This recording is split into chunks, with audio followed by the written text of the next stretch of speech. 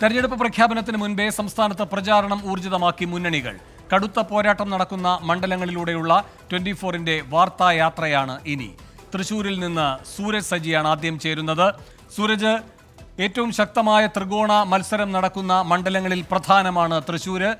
എവിടെയൊക്കെയാണ് ഇപ്പോൾ പ്രചാരണം ചൂടുപിടിക്കുന്നത്? മുന്നണികളുടെ ആത്മവിശ്വാസം എങ്ങനെ?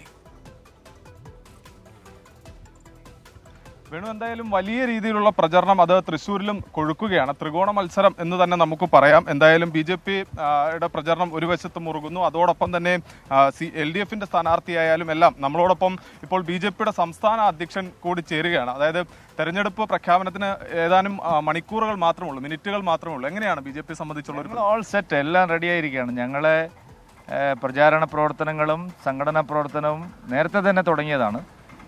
ഇന്ന് ഞാനിപ്പോൾ തൃശ്ശൂർ പാർലമെൻറ്റ് മണ്ഡലത്തിലാണ്. എല്ലാ ബൂത്തുകളിലും എല്ലാ മുന്നണികളെയും കടത്തിവെട്ടിക്കൊണ്ട് ഞങ്ങൾ ജനങ്ങളുമായിട്ടുള്ള സമ്പർക്കം വളരെ ശക്തമായിട്ട് മുമ്പോട്ട് പോവുകയാണ്.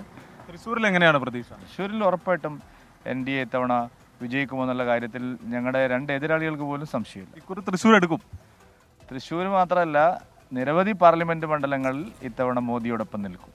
A ക്ലാസ് മണ്ഡലങ്ങളിലൊക്കെ വിജയം ഉറപ്പാണ്. A ക്ലാസ് B ക്ലാസ് ഒന്നുമില്ല. എല്ലാ മണ്ഡലങ്ങളിലും വിജയിക്കാൻ ആവശ്യമായിട്ടുള്ള പരിശ്രമമാണ് ഞങ്ങൾ നടത്തുന്നത്. ശ്രീ നരേന്ദ്രമോദിജി എന്ന് പറയുന്ന പ്രധാനമന്ത്രിയോട് കേരളത്തിലെ ജനങ്ങൾക്ക് ഓരോ ദിവസം കഴിയുമ്പോഴും ആദരവും സ്നേഹവും വിശ്വാസവും. മോദിയുടെ ഗ്യാരണ്ടി, അതാണ് ഇത്തവണത്തെ ഏറ്റവും വലിയ തെരഞ്ഞെടുപ്പിലെ ചർച്ചാ വിഷയം. മോദിയുടെ ഗ്യാരണ്ടി കേരളത്തിൽ ഫലപ്രദമായി നടപ്പാവും. ഇത്തരത്തിൽ തന്നെയാണ് വേണു. എന്തായാലും ഈ മോദിയുടെ ഗ്യാരണ്ടി എന്ന പദപ്രയോഗം അത് തൃശ്ശൂരിൽ നിന്നാണ് തുടങ്ങുന്നത്. അവിടെ നിന്ന് ഈ BJP-യെ സംബന്ധിച്ചുള്ള പ്രചാരണങ്ങളിൽ ഉടനീളം ഈ മോദിയുടെ ഗ്യാരണ്ടി ഉയർത്തിക്കാട്ടുന്നത് നമ്മൾ കണ്ടതാണ്. തൃശ്ശൂരിലേക്ക് വരികയാണെങ്കിൽ 3 സ്ഥാനാർത്ഥികളും, അതായത് ഒരു ത്രികോണ മത്സരത്തിലേക്ക് കാര്യങ്ങൾ പോകുന്ന കാഴ്ചയാണ് നമ്മൾ തൃശ്ശൂരിൽ കാണുന്നത്. പ്രത്യേകിച്ച് പത്മജയുടെ BJP പ്രവേശനത്തോടു കൂടി K മുരളീധരൻ എത്തിയതോടുകൂടി UDF ക്യാമ്പിനെ സംബന്ധിച്ച് വലിയ ആത്മവിശ്വാസത്തിലേക്ക്, അവർ കുറച്ചുകൂടി പറയാവുന്ന തരത്തിലേക്ക് ആത്മവിശ്വാസം വർദ്ധിപ്പിച്ച നിലയിലേക്ക് കാര്യങ്ങൾ പോകുന്നു.